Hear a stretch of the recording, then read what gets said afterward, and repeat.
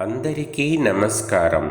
ఈరోజు ఆశ్వయుజ మాసం శుద్ధ తదియ.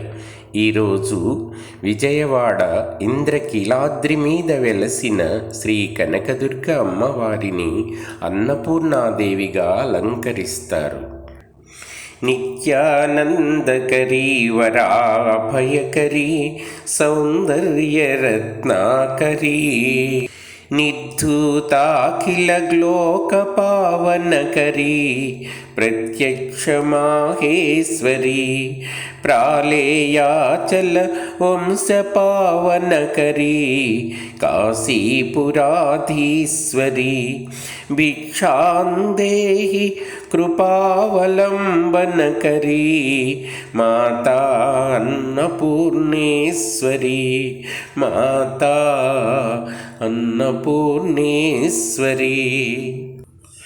అన్నపూర్ణాదేవి సకల జీవరాశులకు ఆహారాన్ని అందించే దేవత. అన్నం పరబ్రహ్మ స్వరూపం. అన్నం సర్వజీవనాధారం. అలాంటి అన్నాన్ని ప్రసాదించేది అన్నపూర్ణాదేవి.